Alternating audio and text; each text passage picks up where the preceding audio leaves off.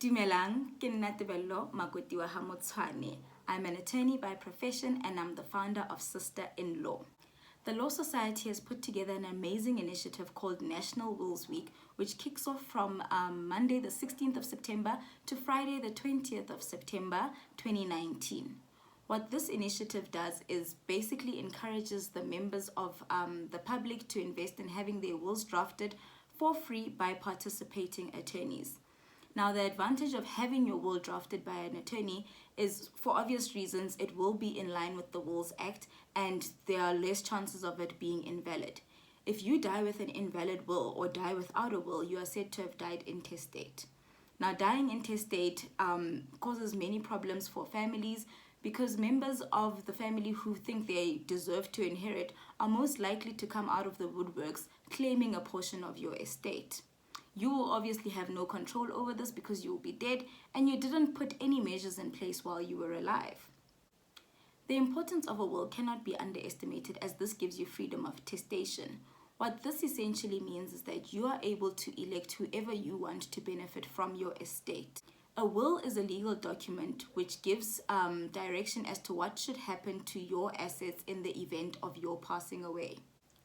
If your will does not meet the standards set in the Wills Act, then your wishes might not be carried out in a manner in which you'd like them to be carried out. That is why I say it is important to take advantage of National Wills Week to ensure that an attorney does draft your will for you.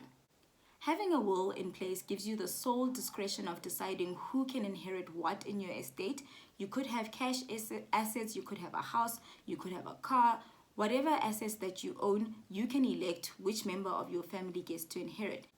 Having a will is of particular importance if you have children, and especially if they are minor children.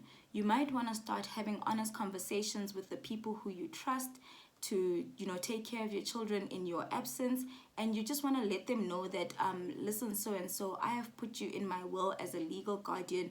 Do you accept this responsibility? Because I believe that the relationship of trust that I have with you is one which will, have you actually raising my children and seeing to it that they finish their education and seeing to it that my assets are, taken care of until they're at an age to take over my assets and seeing to, their general well-being in my absence. So these are the conversations that you should already be having with close friends or close family members who you trust will be able to take care of or, safeguard your children's interest in your absence. Having a will in place also minimizes tension between families. As we have seen, a lot of families tend to stop speaking to each other when someone is deceased because they would have been fighting for who gets the car, who gets the house, who gets the teaspoons, whatever reason. When you die without a will, you really do leave an opportunity for family tensions to take place in your family. Freedom of testation also allows you to elect a charity and a public organization or an institution to inherit a portion of your assets. So, for example, if you really love animals, then you can bequeath a portion of your estate to the SPCA.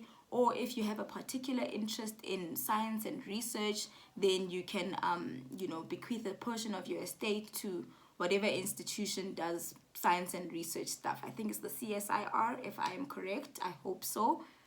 Remember that if you are married in community of property, you can also elect to have a joint will. And this will basically set out what should happen to your 50% portion of the estate should you pass away before your spouse. Or it can dictate what should happen to the joint estate in the event that you and your spouse die at the same time, maybe in a car accident or a plane crash, whatever the case may be. Please remember that Wills Week is not aimed at updating or reviewing existing contracts, and this is the perfect time for you to actually review your existing contracts to ensure that you've added new children, any recent children that you've had that were not party to your previous will, or to ensure that you've removed estranged spouses from your will, and to ensure that they will not inherit should you drop down and die right this second. Please, guys, I encourage you to take advantage of this wills drafting week. Ensure that you visit an attorney near you, a participating attorney near you, because this opportunity literally comes once in a blue moon, or once a year rather. The issue of wills and estate planning will be unpacked further at the upcoming I Am Lady Justice workshop, which will be held on Saturday the 28th of September from 9 a.m. to 12 p.m. This session will also speak on topics relating to marriage, divorce, child maintenance, and child custody.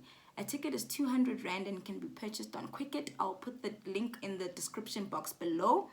And this session will be followed by a wine tasting networking session hosted by Siwela Wines. I really hope to see you ladies there coming out in numbers, but I also really hope that you will all take advantage of the wills drafting week, so that by the time you come to the workshop, you know that you've at least completed one task of what the workshop is about. Thank you for tuning in, guys. If you enjoyed this episode, I encourage you to please like and subscribe, and also share with your communities, because I believe that the content that I have on this page is very informative and it's very necessary, especially if you're into safeguarding your legal interests. And that's what I am here for. I'm here to ensure that you are on point when it comes to your legal affairs. Until next time, guys. Bye.